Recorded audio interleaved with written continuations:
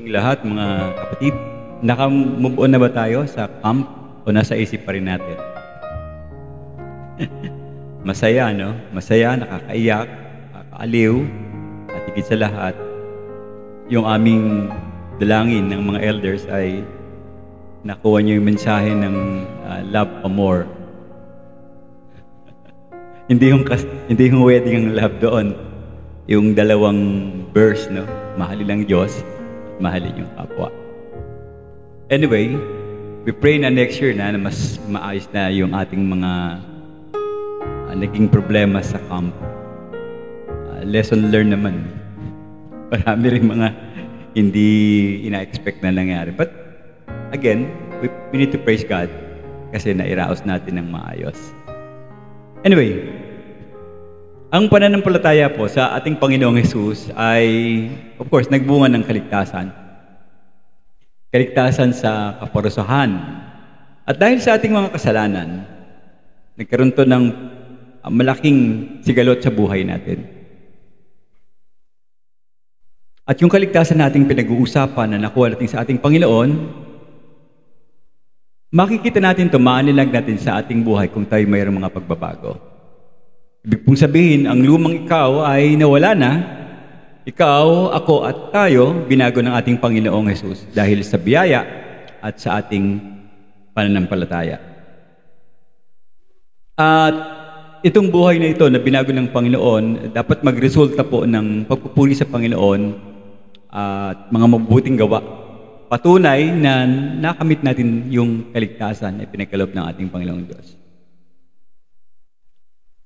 Hindi upang maligtas, kung hindi naligtas tayo sa pananampalataya. Baka kasi ma-misinterpret niyo yun. Ito ang palatandaan ng ating kaligtasan.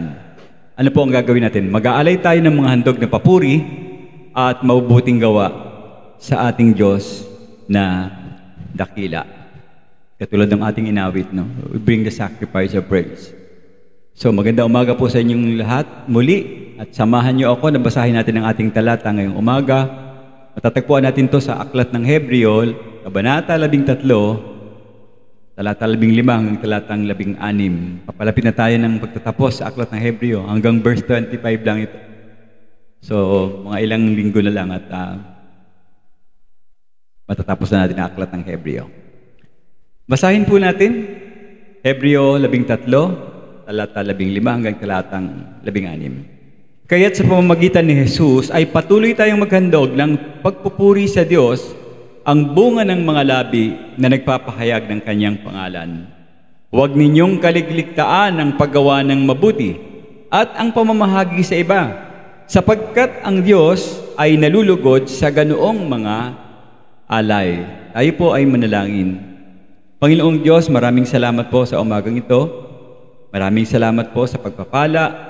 Nawa o Diyos, amin pong maatim at aming maabot ang iyong paraan, ang iyong kalooban patungkol sa paglalaan, paghahain ng handog na tama sa iyong pangalan.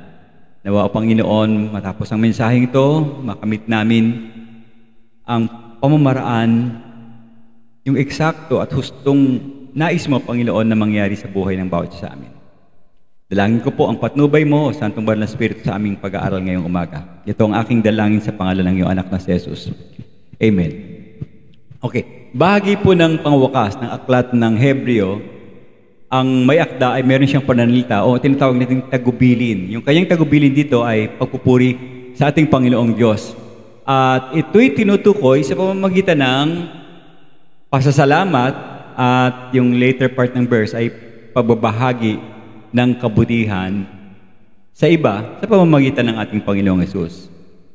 Now, bagamat ito ay itinuturing na nakakalugod ng mga sakripisyo para sa ating Diyos, yung pagbabahagi ng kabutihan sa iba at sa kanyang pangalan, subalit, ang sakripisyo po ng ating Panginoon, alam natin, minsan lang ito nangyari, once lang. At yung kanyang trabaho, yung kanyang ginawa dun sa krus ng Kalbaryo, nangangahulugan po na ito na forever na, no? Magpakailaman na. Wala na itong dadagdag, wala nang babawasan. Eksakto din kanyang ginawang pag-aalay ng kanyang buhay bilang handog sa kasalanan natin. Kaya dito sa pagkakataong ito, medyo tumututol ang mayakda sa mga patakaran ng mga Hudyong meron pa rin silang sa isip nila, meron pa rin silang background ng kanilang nakamulatang relihiyon, yung Judaism. Ibig sabihin, ayon sa kanila, kailangan pa nilang mag-offer ng mga animal sacrifices. Pero sa ating pag-aaral, makikita natin talagang hindi na kailangan ng paghahandog ng mga hayop. At hindi na rin kailangan ihandog muli ang Panginoon. Yung iba kasi inahandog lagi ang Panginoon, binabalik-balik nila. Hindi rin yun ang ating tema, no? So, gayon pa man, ang mga mananampalataya, listen to this, ay maaari na mag-alay ng hain ng papuri. Paano ito? Sa pamamagitan din to ng ating Panginoon. At bilang mga mananampalataya, sa verse 15, makikita natin doon, makakapaghain na tayo ng ating praise sa Panginoon. Ang papuri sa Diyos, ibig sabihin, dapat may continuity dahil ito ay magpakailanman. Tuloy-tuloy ito. Sa halip na nag-aalay sila ng hayop, tulad ng ginagawa ng dati, ang mga mananampalataya ay dapat nag-aalay, hindi na ng mga hayop, kundi ng mga hain ng papuri. Now, paulit-ulit ako, ano bang ibig sabihin nito? Ano po ang gagawin natin? Maski naman sa panahon natin ngayon, hindi pa rin naiintindihan yung sacrifice of praise, kinakanta nila. Pero hindi ko alam kung eksakto yung kahulugan ng talata na ating pinag-uusapan ngayon sa ginagawa nila sa buhay. Now, ito po ay dapat gawin ng mga mananampalataya. Sa ating text, makikita nyo, ginamit yung labi sa pamamagitan ng pasalita. Ang pagbibigay ng pagpupuri sa Diyos ay sa pamamagitan ng pasalita. Dahil lahat ng tunay na pagpapasalamat natin, galing saan? Sa ating puso. Dapat nagmumula sa ating puso yung ating papasalamat. Kaya nga yung tinatawag nating pagpupuri sa Kanya ay sa pamamagitan ng ating labi. Pasalitang nagpapasalamat tayo sa ating Diyos. Now, kasunod po nun, ang mayakda ay hinihikayat na huwag din natin kakalimutan, hihikayat tayo na huwag natin kalimutan yung sumunod ng talata, ang paggawa ng mabuti. Huwag din nating pababayaan ang sharing o pagbabahagi sa iba. Ano natatandaan niyo sa dalawang talata? Kung kayo nakinig ng love pa more. Parang love pa more to, no? Yung first, yung 15 parang love God, and then yung 16 parang love others. Ganun ang nakikita ko dito. Bagamat binanggit ng may akda, yung nauna na ipiniliwanag niya na itinuturing ng mga handog sa Diyos, at yung isa naman ay handog pa rin sa Diyos, yung pagtulong sa kapwa. Hain pa rin yun patungkol sa ating Panginoon. Now, bago tayo magkaroon ng tuluyang pag-uusap dito sa paksang ito, nais ko munang malaman natin yung tungkol sa tanong na paano natin mapapagkalooban ng Diyos ng kaluguran sa tamang proseso ng ating paghahain ng pagpupuri at mabuting gawa. Dalawang bagay kasing binabanggit yan. Again, hindi para maligtas. Ang pinag-uusapan dito, mga Kristiyano na mga ligtas na. Inaatasan ng Diyos na mag-produce ng good works, mag-produce ng praise, sacrifices of praise. Number one, sa inyong lesson, sa program niyo, number one, dapat po, lahat ng ginagawa natin sa buhay ay dapat nakasalalay saan? Sa pamamagitan ng ating Panginoong Hesus. Okay? Sa pamamagitan ng ating Panginoong Hesus. Ano ba yung unang word na ginamit dyan na nakikita ko talagang emphatic? Yung unang word na ginamit sa talata. True sa English true. Sa Tagalog, sa pamamagitan. Mabigat yung salita na yan. Inuutos talaga, inuudyukan talaga ng may akda na dapat nasa utak nyo yan, yung sa pamamagitan na yan. Ito kasi yung kanyang tugon dahil tinututulan niya nga yung ibinangon ng mga turo ng mga Judaism o ng Hudyong mga sinasabi nilang Kristiyano kuno nung panahon na yon. Sa pagkakataong ito, mapapansin nyo doon sa talatang 10 na pinag-usapan natin nung nakaraan, sabi doon, makisalori, ano ba yung pagkasabi doon sa talata ron? Wait lang. Sa verse 10, sabi doon, tayong mga mananampalataya ay may altar.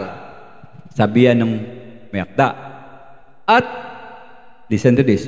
Walang karapatang makisalo rito yung mga pari ng mga Hudyo na naghahandog sa sambahan nila. Yung premise, parang makasarili yung kanilang altar. No? Parang exclusive lang sa mga Judaism o Judaizer na miyembro ng kanilang tinatawag na relihiyon. At ang sabi pa ng mga pari noon, mayroong kaming altar sa Jerusalem. Ngunit kayong mga Kristiyano, yung mga tagasunod ng Panginoong Yesus, wala kayong mga altar, sabi ng pari. Sumagot uli yung mayakda. Mariin ang kanyang pagtutulong. Sabi niya, mayroon kaming isa lang na altar. Ano ba ibig sabihin ng altar? Dambana, ano? Sa makatuwid, listen to this, ang altar na tinutukoy ng mayakda, dapat alam natin to, ay walang iba, kundi ang ating Panginoong Yesus. Na minsan nang naghandog ng bayad sa kasalanan nating lahat. Now, kaakibat po dun sa pagtutol na yon, makikita natin yung sagot nila doon sa teksto. No? Sabi niya, kaming mga Hudyo, sabi nung mga pari, tsaka nung Judaism group, kaming mga Hudyo ay nag-aalay ng aming mga hain sa altar sa templo. Ngunit kayong mga Kristiyano, yung inyong hain ay lihis doon sa tinatawag nating proseso ng pagsamba. Sabing muli ng mga pari. Kung nabasa nyo yung talata sa chapter 10 ng chapter 11, di ba may binanggit din yung mayakda? Pare-parehas ang kanilang ginagawang seremonya, araw at gabi, pero hindi nakakapag-alis ng kasalanan. Pero dun sa isang alay na ginawa ng Panginoong Hesus, tanggal lahat ang problema ng kasalanan ng buong daigdig. So, dito sa pagkakataong ito, bagamat hindi naaalala dun, o hindi nyo man makita dun sa pagbinasa ng talata, pero ito yung laman nito. Sumasalungat yung mayakda. At totoo kasi hindi naman sila nag-aalay ng mga haing hayop dahil ang Panginoon na nga, kompleto ng kanyang hain na ginawa para sa mga kasalanan. So hindi na natin kailangan pa ng ibang tinatawag nating pagsasakripisyo para sa pagbabayad sala ng ating naging problema. Ngunit ngayon po mga kapatid, tayo ay nag-aalay ng hain sa ating Diyos. Listen to this, hindi para matamo ang kapatawaran ng kasalanan, ulit-ulitin ko ito, kundi dahil mayroon na tayong kapatawaran na nanggaling nagbuhat sa Panginoong Diyos. Nung siya'y napako dun sa krus, yan na yung sagot para sa bayad ng kasalanan ng mga tao. Now, liwanagin ko po, kasi talagang itong problemang ito sa mga tao ay hindi nila matanggap itong bagay na ito. Paglilinaw. Ang ibig sabihin ng sakripisyong handog ng pasasalamat, mga hain ng pagpupuri at mabubuting gawa, ito ay mga bagay, mga sakripisyo dapat na nakakalugod sa Diyos. Sa palagay niyo yung ginagawa ng mga pari noon nakakalugod sa Diyos o sarili nila ang nalulugod doon? Malayong malayo yung kanilang trabaho ng mga panahon na yon. Kung alam niyo yung kwento doon sa Lumang Tipan, sa Levitico, sa mga aklat sa Lumang Tipan, merong dalawang klaseng pari na tinatawag, merong high priest at merong Levitical priest. Wala pa ang Panginoong Hesus. Yung high priest, it represent Christ. Kasi merong harang doon, no? Yung wall na makapal na humaharang doon sa lugar na Holy of Holies at saka doon sa kabila. Ibig sabihin, ang pwede lang pumasok doon sa dakong yon ay yung kataas-taasang saserdote, yung pare. Kung ikaw ay may kasalanan, sa labas susunugin yung inalay mong hayop at pagkatapos dadalhin doon sa loob na ang tawag ay kabanal-banalang dako. Pag lumiwanag doon, lumiwanag yung Shekinah na glory na tinatawag, napatawad yung kasalanan mo. Yun ang ibig sabihin nun. Pero ginagawa nila ito parang taon-taon, pag-aalay ng kasalanan. Dapat niyong makita, nung ang Panginoong Hesus ay nakapako na sa krus, ano nangyari dun sa kortina? Napunit, no? Ibig sabihin, wala nang karapatan yung high priest. Nailipat na sa totoong high priest, which is the Lord Jesus Christ.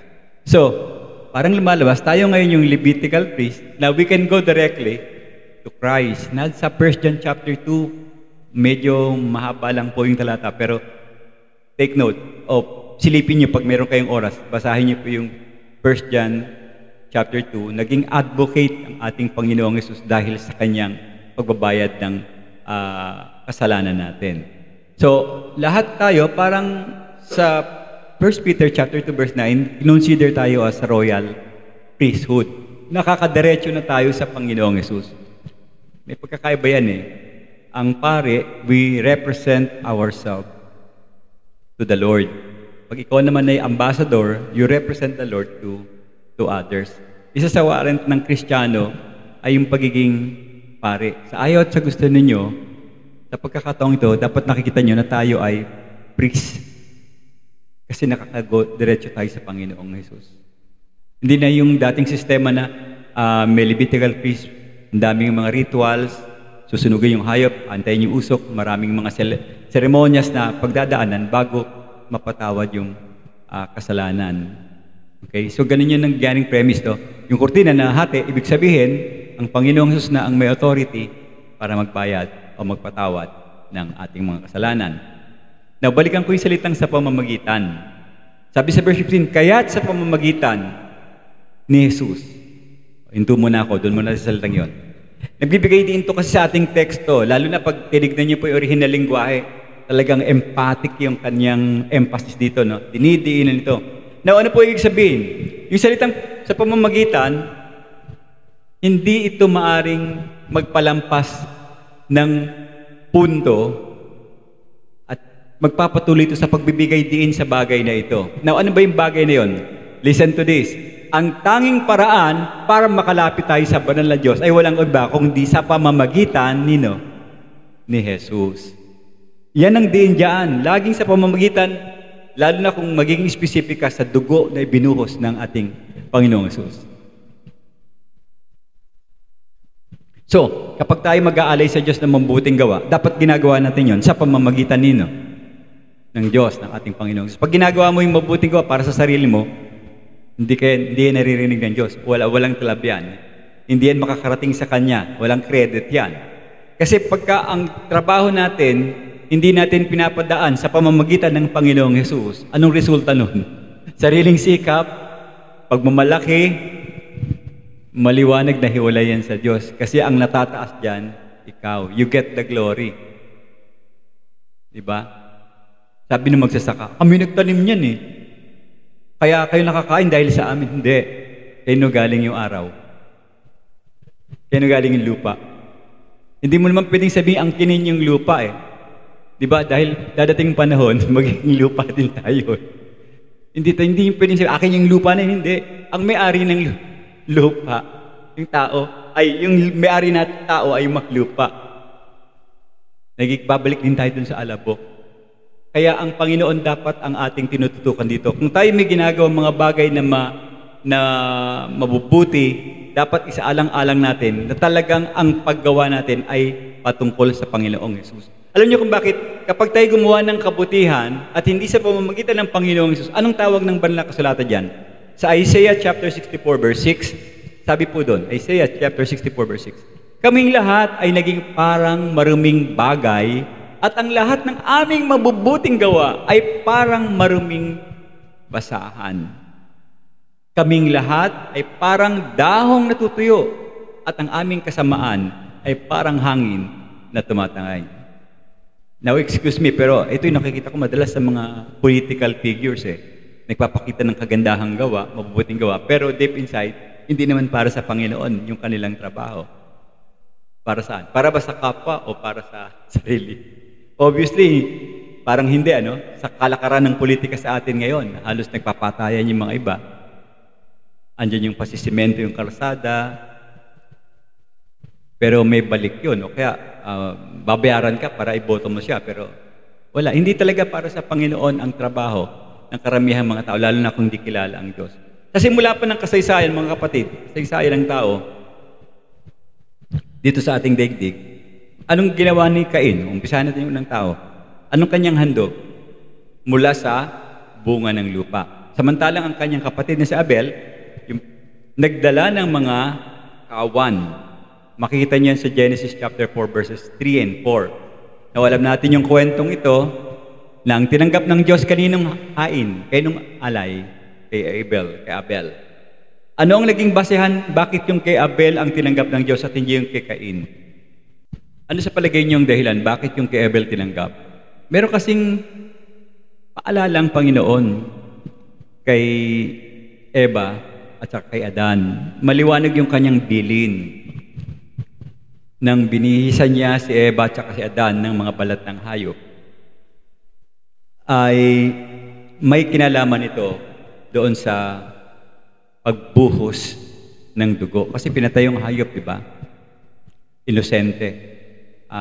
Sa English, ano ba sa English yun? Kahalili sa Tagalog. Substitute, yun, naalala ko.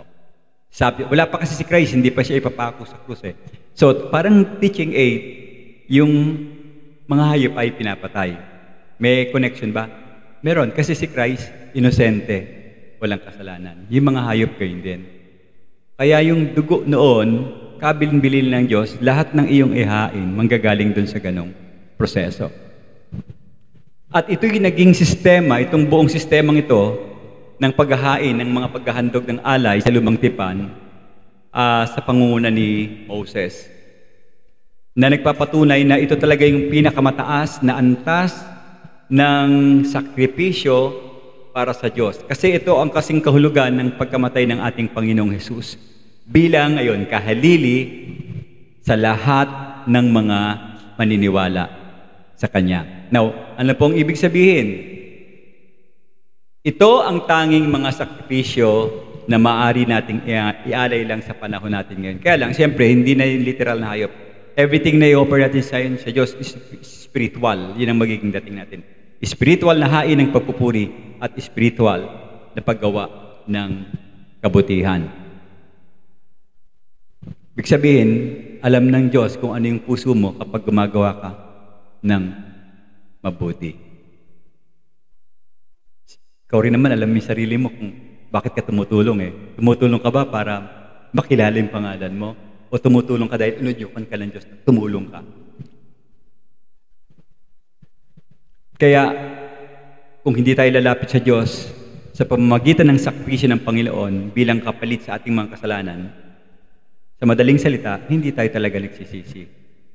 Mas tinatanaw natin yung lakas natin at kaalaman natin sa paglilingkod sa Diyos. Hanggang ngayon, kung ganun ang sistema mo, tinitignan mo yung gawa mo galing sa iyo at hindi sa pamamagitan ng Panginoong Hesus, nasa ilalim ka pa rin ng kanyang makatarungang hatol na yung daranasin pag ikaw ay nawala dito sa daigdig. So para mawala yon, lumapit ka sa biyaya ng Diyos at makilala mo ang Panginoon, magsisi ka sa iyong mga kasalanan at patatawarin niya ng Panginoon. Noon pa, naka-offer na yung kapatawaran sa daigdig. So, nararapat lang na, mga kapatid, itapon natin ang lahat ng mga mabubuti nating gawa na ang merito ay sarili natin at hindi sa Diyos. Naintindihan niyo ako?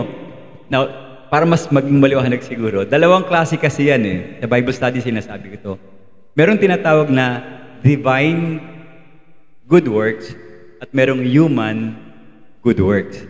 Anong pagkakaiba nun? Pag sinabing divine good works, may Holy Spirit yan. Udyok yan ng Diyos. Udyok yan ng Banal na Espiritu kaya gumawa ng mabuti.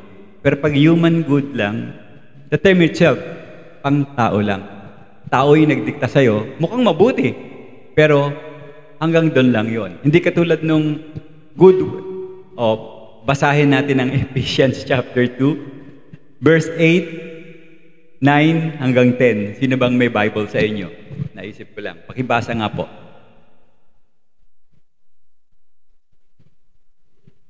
Verse 8, 9 hanggang 10. Sinong brother Ray? Ano ba? Luke chapter 2, verse 8, 9, 10. 9, 10. For by grace you have been saved through faith, and not of yourselves, it is the gift of God, not a result of works, so that no one may boast. Then, for we are His workmanship, created in Christ Jesus for good works, which God prepared beforehand so that we would walk in them. Dalawang work yung binanggit, ano? Dalawang work. Yung isa, hindi ka maliligtas sa work. Human works yun eh. Pero pag ikaw ay nagkaroon ng kaligtasan, expected dapat ng Diyos na gumagawa tayo ng divine good works. Work na siya ang author, hindi human. Kasi pag sa tao, maaring ipagmalaki mo yan eh. Kaya ako naligtas kasi namigay ako ng tulong ng mga kapitbahay ko. Hindi ganoon. Ang kaligtasan, ang Panginoon ang nagbigay, nagkaloob. Regalo yan. Kaya siya nabayubay dun sa krus ng Kalbaryo, lahat tayo, na lahat tayo kasi ang status ko natin makasalanan. Kaya nga wala makakapagmalaki sa atin, pare-pares tayo eh. Ang tingin ng Diyos sa atin, hindi tayo nakakabot sa kanyang kaluwalhatian dahil sa dumi na nasa atin. Kailangan mapalitan yung dumi na yon, yung kasalanan na yon, ng ating pananampalataya sa Kanya. Para yung ating mga human good will be converted to divine good words. Which is, kinakasihan ng Banal Espiritu. Maliwanag ako dun sa puntos na yon. Kasi didiinan ko pa mamaya itong mga bagay nito.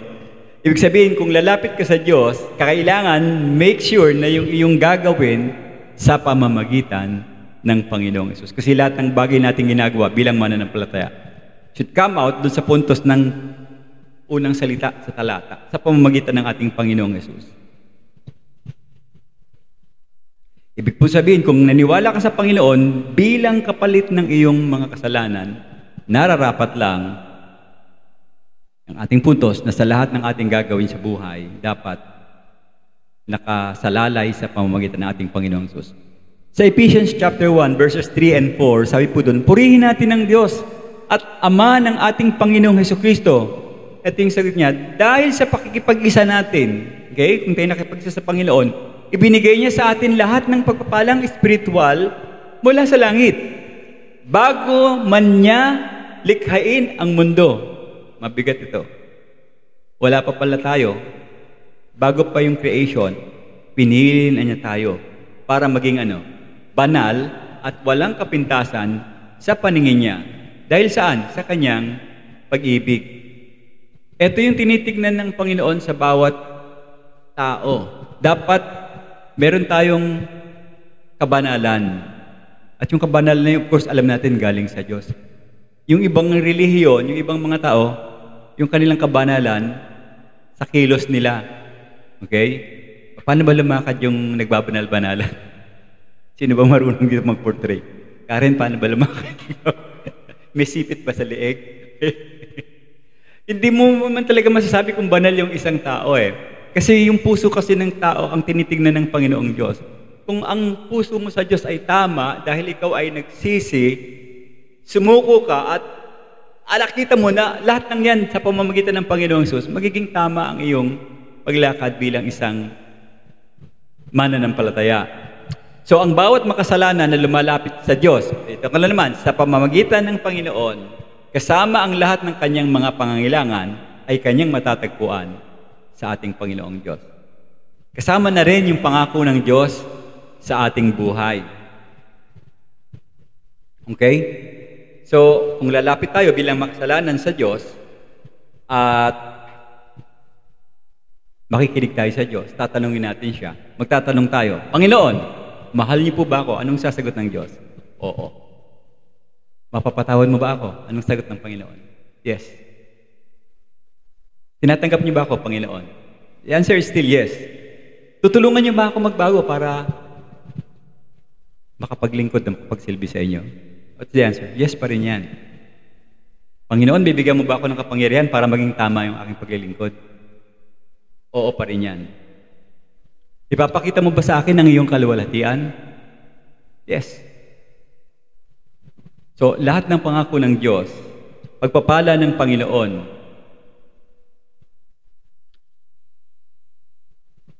mga bagay na nandun sa dako ng langit, lahat yan, oo, sa pamamagitan ng Panginoong Hesus. Meron talata sa Ephesians chapter 1 verse 3. Basahin niyo lang siguro mamaya. Kasi gusto ko na mag-direct sa ating pag-uusap.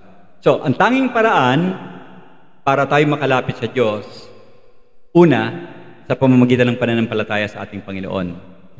Ang tanging paraan upang tayo ay mapanatili sa ating buhay Kristiyano sa pamamagitan ng Panginoon. Nakita niyo yung kamay ko, sino lagi kong tinuturo? Relihiyon ba o ang Panginoong Hesus? Ang Panginoong Hesus. Kasi hindi naman talaga tayo maliligtas ng ating mga relihiyon. Ang tagapagligtas ay ang Panginoong Hesus. Mangyayari po kasi ganito, magiging kapahamakan yan sa sakripisyo ng Panginoon sakaling isipin natin na maaari tayong lumapit sa Diyos sa pamamagitan ng mga alinmang tagapamagitan. Yan ang kalakaran sa daigdig. Ang mga tao lumalapit hindi sa Diyos. O kaya, bago sa Panginoong Hesus, meron silang nilalapitan pang iba. Pardon me, kasi ito talaga ang karamihan na ginagamit ng mga tao. Lumalapit sila kay Birhen Maria, o lumalapit sila sa mga santo na tinatawag. Lumalapit din sila sa mga pari, sa papa. Pero ano bang tama? Tandaan natin, ang Panginoon Hesus lamang ang ating pinakamataas na saserdote. Kaya lahat ng bagay na ating gagawin sa buhay dapat sa pamamagitan ng Panginoong Hesus. Makakita kayo ng talata sa Lucas chapter 1 verse 46. Si Maria nagsabi, tawag niya sa Panginoong Hesus, Panginoon ko, Diyos ko, aking tagapagligtas. Kasi pagdating sa relihiyon, pinrame up ng mga tao, iniba nila yung mga turo eh. Ginawa nilang Diyos din si Maria. Wala naman tayo makikita sa banal na kasulatan na si Maria ay Diyos. At pagkatapos, mayroong mga kategorya na nababasa ako. Hindi ko alam kung totoo ito. Most Holy Reverend. Parang lumagpas yata sa langit. Most na, holy pa. Dapat wala na yung most kasi pag sabihin ng holy, talagang banal na yun. Nilalagay nila sa pangalan nila yan. Most Holy Reverend Norman. Nakakakilabot. Di ba dati, sa bagay sa post office, nilagamit namin dati yung salitang Reverend sa pangalan namin para ma-approve yung aming mga deliver ng mga package. Pero sa Biblia, sa totoo lang, kung susundin natin mga kasulatan, ang Reverend lang ay si Jesus. Hindi natin pwedeng iakibat sa atin bilang tao. Sa pamamagitan lang yan ng Panginoong Jesus. Okay? So tandaan natin, Panginoong Jesus lamang ang pinakamataas na saserdote, kaya lahat ng bagay ay sa pamamagitan niya.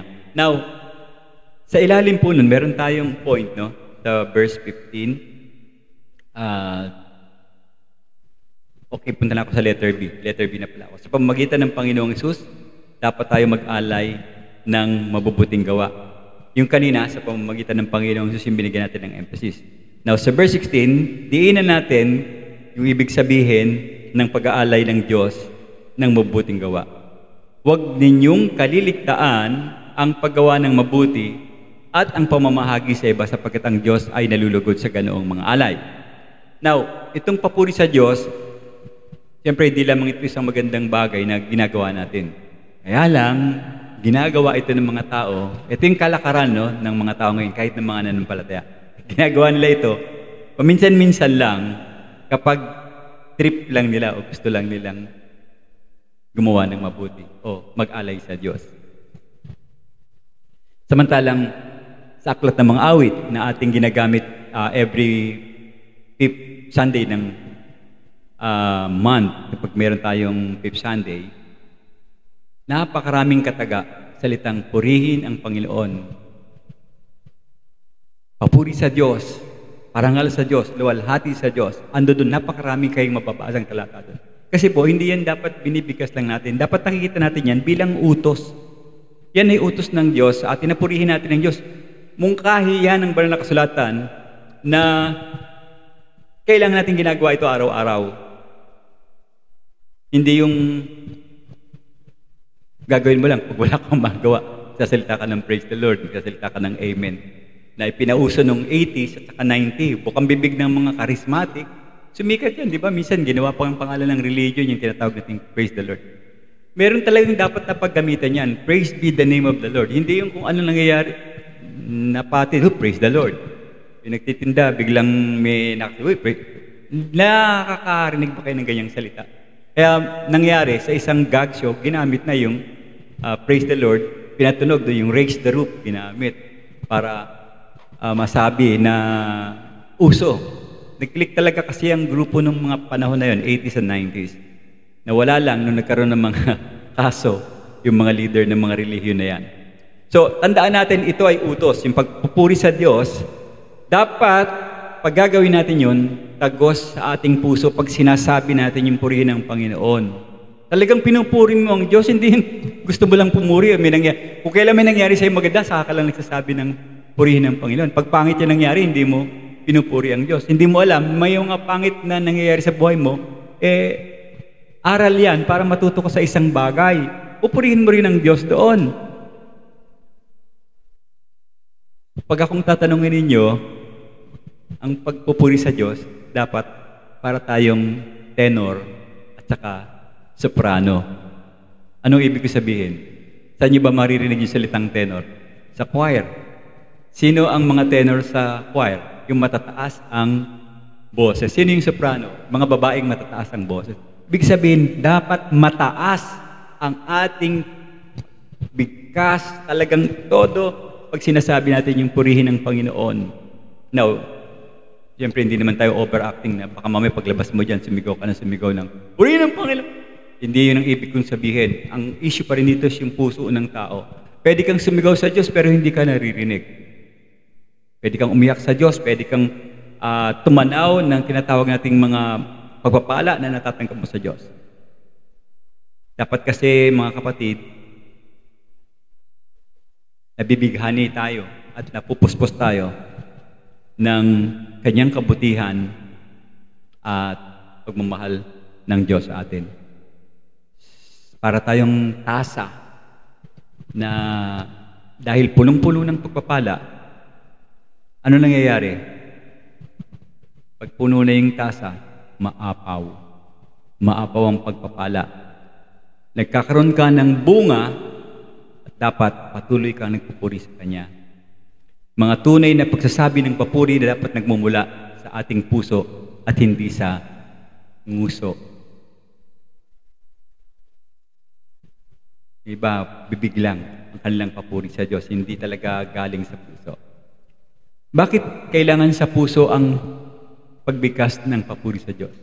Hebrews chapter 4 verse 13, basahin po natin. Hebrews 4:13. Walang makakapagtago sa Diyos. Nakikita niya at lantad sa paningin niya ang lahat. At sa Kanya, tayo ay mananagot. Nakuha niyo ibig sabihin? Alam ng Diyos kung may problema ang puso ng isang tao. Doon kasi siya tumitingin. Alam ng Diyos kung tunay, dalisay ang pagpuring ginagawa mo sa Panginoong Diyos. Kung ang ating puso ay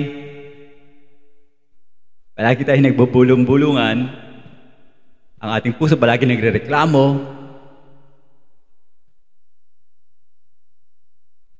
nagrereklamo ka tungkol sa paraan ng Diyos sa buhay mo, pagkatapos pupunta tayo sa simbahan, magsusuot tayo ng masasayang muka.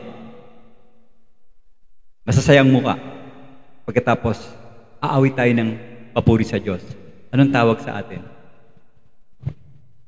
Mapag-kunwari. Hindi totoo ang pagpupuri mo sa Diyos. Kailangan po, mga kapatid, harapin natin ang ating mga puso bago tayo tunay na makapaghandog ng sakripisyo ng pagpupuri sa ating Diyos.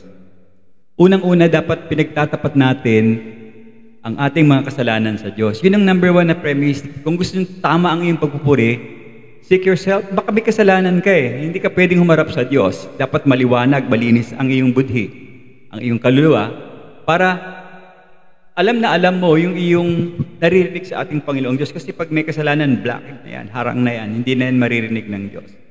Hindi po pwedeng magsama ang banal at saka makasalanan. Opposite yan. Kung hindi tayo hingi ng tawad sa Diyos, ang ating sistema ng pagpupuri sa Diyos, magiging hungkag ito at hindi magiging taos sa ating puso. Ibig sabihin, ang mangyayari, lahat ng ating mabubuting gawa, hindi magiging katanggap-tanggap sa ating Panginoong Diyos. Marami po sa banal na kasulatan halimbawa na tayo pinag-aralan, hindi tinanggap ng Diyos ang kanilang mga ginawa dahil ang mumutawi sa kanilang buhay ay ang kanilang kasalanan, ang kanilang sarili. Ang tunay na pagpupuri at tunay na mabubuting gawa ay dumadaloy sa mga pusong nasisiyahan at sa pamamagitan ng kanyang saganang biyaya. Dumadaloy ito mula sa puso, ipapasakop sa Diyos at sa kanyang salita. At kapag nakita natin yung katarungan ng Diyos at yung kanyang kabanalan, kasama na rin yung kanyang awa at pagmamahal, ito ang ating dapat na ipinairal kasi ito yung itinaguyod ng Panginoong Hesus doon sa krus ng Kalbaryo. Kung saan doon dinala ang anak ng Diyos at yung puot sana na para sa atin, na bago yun. Dapat yung puot ng Diyos, di ba sa atin, naging kaaway tayo ng Diyos. Pero dahil sa ginawa ng Panginoong Hesus, napalitan yung puot ng pagmamahal. Kaya, dapat lang tayo magpatuloy sa ating pag-aalay ng hain ng papuri sa Kanya. Kinanta natin yan, bringing the sacrifice of praise. 2 Timothy chapter 1 verse 9, iniligtas at tinawag tayo ng Diyos para maging Kanya, hindi dahil sa ating mga gawa, kundi ayon sa layunin at biyaya na ibinigay sa atin ng ating Panginoong Hesus bago pa magsimula ang mundo. Napakaliwanag ng talata. Hindi sa ating mabubuting gawa, kundi sa kanyang layunin. Yung kanyang pagmamahal sa mga tao. Kaya tayo nagkaroon ng kaligtasan. Kaya sa sarili nyo, kapatid, pag sinabi mong, kaya ako naligtas dahil sa ginawa ko'y mabubuti, nakakamali tayo doon. Hindi pasado yan sa Diyos. Kaya ka naligtas dahil sa trabaho ng Diyos. Ngayon, kung ikaw ay naligtas na, inuutusan tayong gumawa ng mabuti para hindi maligtas kundi maghain ng papuri sa Kanya. Nakaintindihan niyo po ibig sabihin? Get nyo? Yung iba kasi talaga nagpapakamatay yan. Ang iniisip niya gumawa ng mabuti dahil natatakot siya. Hindi niya raw alam kung saan siya pupunta. Kaya siya gawa ng gawa mabuti. Hindi nga hinihingi ng Diyos yung gawa natin. Ang hinihingi ng Diyos yung pananampalataya natin. Pag nanampalataya ka, magiging issue na yung gawa. Kasi nanampalataya ka na sa Diyos eh. Expect ni Lord na ikaw ay merong gagawing mabubuti para sa Kanya. Hindi para maligtas, kundi paglalaan ng pagpupuri sa Diyos. Paikot-ikot na ako, dapat nakukuha yung ibig sabihin natin. Mga kapatid, kapag nag-iisip tayo na iniligtas tayo ng Diyos at tinawag tayo ng Diyos sa isang banal na pagkatawag, hindi po yun dahil sa ating mga gawa, kundi yun ay dahil sa layunin ng Diyos, biyaya ng Diyos. Ipinagkaloob sa atin, ito na naman ako, sa pamamagitan ng ating Panginoong Hesus. Sa totoo lang po, hindi natin maiiwasan na purihin ang Panginoon. Dito pa lang sa pagkakataon to, nung tayo niligtas ng Diyos, papuri na sa Diyos Pasasalamat na Lord, salamat. Kung di dahil sa'yo, nililigaw ako. Meron kaming napanood nung nakaraan, di ko alam kung nakita niya to. Si Ariel, kilala niyo ba si Ariel tsaka si Maverick? Yung nagpauso ng prank dati. So, kamag-anak nila Joey De Leon sa Big Soto. In-interview siya kasi nung nagka-undoy, nawala yung bahay nila, lumubog Natutuwa ako doon sa mga sinasabi niya Ang hula ko, mukhang naging Kristiyano to kasi siya lang yung gumagamit ng salitang biblical sa mga in-interview. Biblical ito biblical to. Hindi ito mangyayari sa buhay ko, hindi ito na gawa ng Diyos. Yun ang kanyang emphasis Kaya lang pinuputol nung nagre-report Pagdating sa salita ng Diyos, iniiba niya yung topic Ayaw nang tungkol sa pagpapala Nabago talaga yung puso siguro ng tao na yun. I'm unsure. Pero sa pagsasalita niya, nakikita ko talagang meron siyang kakaibang direksyon at binabahagi niya ng yung kanyang buhay maikli lang, sabi niya gano'n, sa talata na sa kanyang pagsasalita. At binigyan niya ng emphasis yung ginawa ng Panginoong Hesus, yung pagbabayad ng Panginoong Hesus. So, hindi tayo makakaligtas dyan.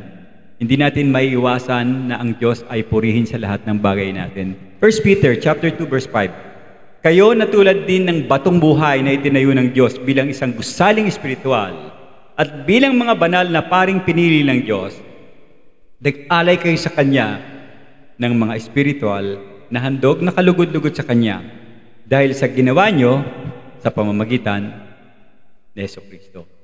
Balik na naman sa premise, hindi talaga mawawala yan. Sabi ko kanina parang love pamor yan Ano bang meron dun sa camp natin? Mahalin ng Diyos ng buong isip, buong lakas, at kaluluwa. Siyempre, kasama rin yung pagmamahal sa kapwa. Yan yung pagbabahagi. Yan yung ginagawang mabuti, pagmamahal sa kapwa. Huwag ninyong kaligtaan, balik ako sa verse 16, ang paggawa ng mabuti at pagmamahal sa iba, sapagkat ang Diyos ay nalulugod sa ganung mga alay. Medyo dagdagan ko pa ng konti ang ating pag-uusap. Ano ba ibig sabihin ng paggawang ng mabuti? Dalawa kasi yan paggawa ng mabuti at kung mapapansin nyo sa talata, pagbabahagi, merong isang salita doon. Ang pagkakaiba niyan, yung paggawa ng mabuti, parang pwede nating tawaging pangkahalatang terms, no? Or termino sa lahat ng uri ng mga practical na gawain o bahagi ng ministeryo. Samantalang yung sharing o yung pagbabahagi, ang kahulugan naman nito ay nagbabahagi ka ng mga bagay na mahalaga. Mga bagay na mahalaga saan? Sa buhay ng tao. Mga taong nangangailangan. Mga taong hindi na makapagtrabaho, mga taong may sakit, may pangangailangan. Sabi po sa Santiago chapter 1 verse 27, gamitin ko yung salitang relihiyon kasi ginamit dito, no? Ang pagka-relihiyosong itinuturing na dalisay, sabi dito, at walang kapintasan sa harap ng Diyos Ama ay ito, pagtulong sa mga ulila, mga byuda, sa kahirapan nila, at pagtalikod sa lahat ng kasamaan sa mundo. Inuna yung pagtulong doon sa mga, ano ba tawag natin? Balo? Tama, ano? Ano pa yung sa babae ba yung balo? Sa lalaki? Sa lalaki, parehas lang. Okay, inaiwanan ng may mahal nila sa buhay. Sabi rin po sa Santiago 2:15-16, halimbawa, walang maisuot at walang makain ng isang kapatid, at sasabihan mo, pagpalain ka ng Diyos, hindi ka na sana kinawin at hindi ka na sana magutom. Pero hindi mo naman siya binigyan ng kailangan. Mabuti pa yung ginawa? Sinabihan mo lang, nakita mo siya, nangangailangan ng tulong. Uy, papag-pray na lang kita. Sana hindi ka magginawin at hindi ka mahirapan sa sitwasyon mo. Meron ka namang kapasidad na tumulong, hindi mo siya tinulungan. Peke yung iyong sakripisyong ginagawa. In fact, if we're going to look at our modern terms, sa ating modern mundo ngayon, kung saan pwede nating malaman kaalagad, mabilis, no? Kailangan makikita natin yung mga kailangan ng tao through internet, sa media. Mabilis nating malalaman. Pwede rin nating makita kung sinong pwede nating tulungan dahil sa bilis ng information technology natin. Subalit ang problema, may mga scammer na tutulong ka, baka hindi mapunta din yung tulong. At siyempre, kung kilala mo, pwedeng ma-address mo yung tulong mo sa tao, pero usually, mahirap din ngayon magtiwala sa social media na humihingi ng tulong para ibigay sa isang nangangailangan. Ngunit, ang ibig ko pong sabihin, kung hindi natin pipigilan yung ating pagtulong, dapat manatili tayong masigasig paggawa ng mabubuti. May binabanggit po sa aklat ng Tito, Kabanata 2, talatang 14. Ibinigay niya ang kanyang sarili para sa atin upang tayo'y maging mamamayan niya na malinis at handang gumawa ng mabuti. Merong pinakita ang Panginoong Hesus. Siya yung unang sample na dapat pinaglalaanan natin ng pansin. Kung ano sana yung ginagawa ng Panginoon, ganun din yung ating nagiging trabaho sa ating buhay. Kasi lahat ng ginagawa natin sa buhay, dapat sabi ko kanina, sa pamamagitan ng Panginoong Hesus. Dahil dito lang yung paraan para ang Diyos malulugod. Kasama na yung ating pagsisakripisyo ng papuri at ng mabubuting gawa. Mga kapatid, ang ating mga sakripisyo ay maaari natin sabing tumutukoy sa ating kapwa bilang hain sa pamamagitan ng papuri at mabubuting gawa. Magkasama kasi sila, hindi sila pwedeng maghiwalay. Ano yun? Praise and good deeds or divine goods. Hindi sila pwedeng magkahiwalay pag ang pag-uusap ay ang ating Panginoon. Kasi pag pinaghiwalay mo yan, babalik na naman tayo dun sa Judaism. Mawawalan ng kabuluhan yung isa at mauwi na naman yan sa pagmamalaki sa harapan ng Diyos.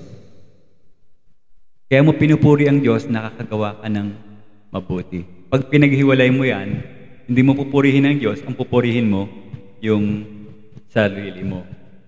Kaya yung term na hallelujah, magbabago, magiging hallelujah. Tinataas mo kay sarili mo eh. Glory to you, hindi glory to God. Dapat glory to God and then hallelujah, ang Diyos ang iyong pinupuri. Hindi ikaw ang kumukuha ng atensyon at ikaw ang pinapairal mong bida doon sa senaryo. So, kailangan nating ialay ang mga bagay na ihahandog natin sa pamamagitan ng Panginoon at doon malulugod ang Diyos. Ibig sabihin, yung mga layunin ng ating buhay,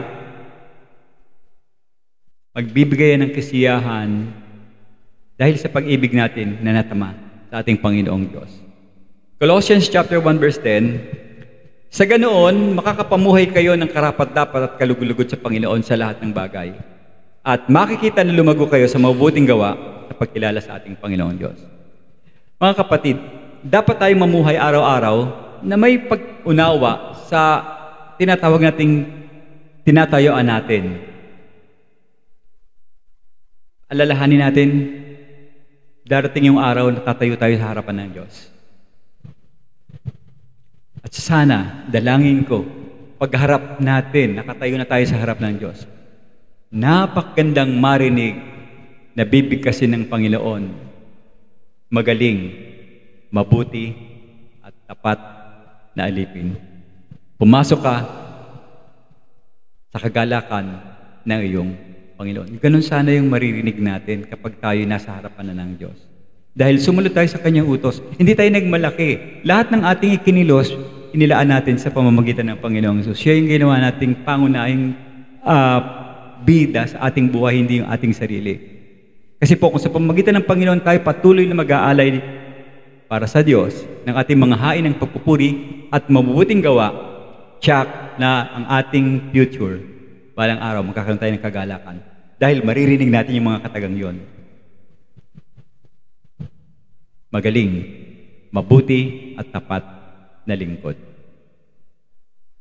Dahil tayo po ay namumuhay sa pagsasalang-alang ng bawat alay natin at handog sa Diyos, dapat isasaalang-alang natin na ito ay para sa ating Diyos Ama sa pangalan ng ating Panginoong Yesus. Now, bilang karagdagan, I hope naiintindihan yung dinadrive ko sa inyong mensahe na sa pamamagitan ng Panginoon. Dadagdagan ko ng konti. Yung pagpapahayag po natin ng pasasalamat sa pangalan ng Panginoon, dapat sa lahat ng oras nagpapasalamat tayo. Ibig sabihin, oras na maayos, oras na hindi maayos. Panahon na maganda, panahong hindi maganda. Parehas yan. Lahat ng oras, lahat ng panahon, lahat ng dako, nagpapasalamat tayo sa ating Panginoon. At maging sa pagbabahagi natin ng oras sa kapwa natin. Di ba, nagbibigay ka ng panahon kapag may nangangailangan. Pinupuntahan mo yung taong lumapit sa'yo. Oras, material, at maging spiritual na bagay na binabahagi natin sa iba, dapat ito pong mga ginagawa natin, take note, dapat nagsisilbing isang anyo ng sakripisyong nakakalugod para sa ating Diyos. Kung babalikan niyo yung mga puntos niyo, umikot lang yung verse 15 at saka verse 16. Sa pamamagitan ng Panginoong Yesus, gagawa ka ng mabuti at magbabahagi ka ng papuri, mga alay, mga handog. Hindi siya nagbigay ng emphasis sa magiging trabaho mo kasi magiging automatic yan. If yung concern mo is Christ, ang pinaiiral mo ay ang Panginoong Yesus, it's an automatic privilege na ang gagawin mo lahat para sa Panginoong Yesus. Pagtulong mo sa simbahan, pagtulong mo sa pamilya, pagtulong mo sa bayan, pagtulong mo sa sariling kilala mo, lahat yan gagawin mo dahil hindi sa sarili mo nanggaling sa Panginoon. Inudyukan ka ng Diyos na gumawa ng kabutihan. Katulad po ng ating Panginoong Yesus, inalay niya ang kanyang buhay at siya ay namatay doon sa krus. Di po ba? Isang masamyong alay ng ating Diyos Ama. Isang handog na puro dalisay, isang handog na puro dalisay, precious at tapat. Isang sakripisyong hain na nagbigay ng kaluguran sa ating Diyos. Ni hindi nga niya inisip yung kanyang sarili nung siya'y nakabayubay dun sa krus. Ibang iniisip ng Panginoong Yesus na nandiyan sa krus. Ikaw, ako, tayong lahat ang nasa mindset, nasa isip ng Panginoon doon sa krus. ng Kalbaryo. Ito po ay kanyang ginawa, itong lahat na ito ay kanyang ginawa para sa ating mga kapakanan. Kung kaya't nararapat lamang na tayo na kanyang mga tagasunod ay makita ang mabubuting gawa. Inaalay natin hindi lamang sa salita, kung hindi sa gawa. Tandaan natin na ang bawat kilos na ating pang-araw-araw na buhay ay palaging sa pamamagitan ng Panginoong Hesus. Dapat maging bawat hakbangin nating pag-iisip. Kapakanan ng ibang tao, hindi ng sarili lang, dapat para sa Panginoong Hesus. And lastly, bibitinin ko kayong konti. Sabit ako. Naantay ni Babe. Lastly, sacrifices that cost us nothing is worthless. Panginoon, maraming salamat po sa umagang ito. Salamat sa tulong na ipinagkaloob niyo sa amin, Panginoon. Alam namin, talagang hindi namin maililigtas ang aming sarili. Alam din namin, hindi namin kayang gumawa ng kabutihan na sa sarili namin ang gagaling ito tatanggapin. Hindi ito matatanggap sa inyong patakaran, Panginoon, sa inyong basis of producing good works. Iisa lang ang binabanggit mo, ikaw ang nakakaalam ng lahat, kaya dapat sumunod kami sa iyo. Ialay namin itong mga iyahain namin sa iyo, Panginoon, sa pamamagitan ng iyong anak na si Jesus. Sapagkat kung hindi dadaan sa Panginoong Jesus, ito'y baliwala, ito'y walang saysay at maging walang kabuluhan. Hindi mo tatanawin na may kredito dahil ito'y nanggaling sa mga puso namin na mga marurumi at walang karupatan sapagkat sinabi mo kanina na ang aming mga mabubuting gawa ay para lang maruruming basahan. Subalit maraming salamat, Panginoong Diyos, sa iyong biyaya, sa iyong habag, nang inalay mo ang iyong anak, ang dakilang tagapagligtas, nagkaroon kami ng access, maaari na kaming lumapit sa iyo at iyong tatanggapin ang aming mga handog sapagkat nilubos ng ating Panginoong Hesus ang dapat sana'y puot na para sa amin. Inialay niya yung kanyang buhay upang ang bawat isa sa atin ay hindi na magkaroon ng hirap na makarating sa langit at sa Diyos. Maraming salamat, Panginoon, sa iyong pag-aalay. Maraming salamat at nagagampanan namin patuloy na hindi na kailangan kumitil pa ng mga hayop. Because kami ay makapag-alay ng papuri na nanggagaling sa aming puso, nakagawa kami ng kabutihan, at nakapagbahagi kami ng mga sakripisyong nakakalugod sa iyo, Panginoong Diyos. Maraming salamat po sa talatang ito na aming pinag-aralan ngayong umaga. In Jesus' name we pray and we give thanks. Amen. Ngayon po, bago ko ibigay yung magsasong number, meron akong sasabihin sa inyo. Yung genre kasi ng aawitin ni Ina, ito talaga siya. Ito yung buhay niya, R&B. Ayaw niyang kumanta ng mga country song, ayaw niyang kumanta ng... Maski yung bossa, napilit ko lang siya. So, sabi niya, Daddy, yung ano ko naman, yung style ko naman ang aking... i-share sa Panginoon kasi ang Diyos din nagbigay sa kanya. Ang hirap lang ng R&B. Ito yung mga kanta ng mga negro, na mga maitim na mga kulot. At siguro, daming naming piniling song kahapon para ilapat dito sa mensahe. But hindi ko na rin patatagalan kasi ang Panginoon naman ang ating pupurihin.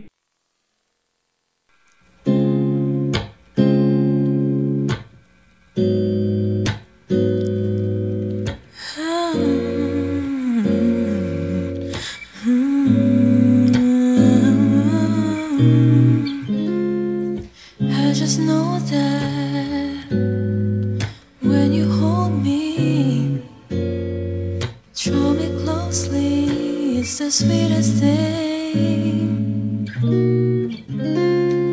and you don't change. I don't want it my way. I just know that you are. You're the quiet that I need in the morning. You're my sunshine in the rain when it's pouring. 'cause you gave yourself to me. Give it all.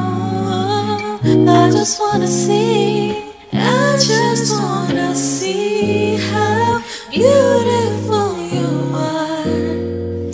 Oh, I scarcely see it. I know you're a star. Where you go, I'll follow, no matter how far.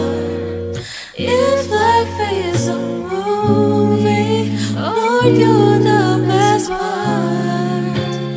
Oh, you're the best part.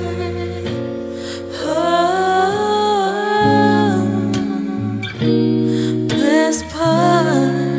You're the sunrise after a dark night. You're the one I desire.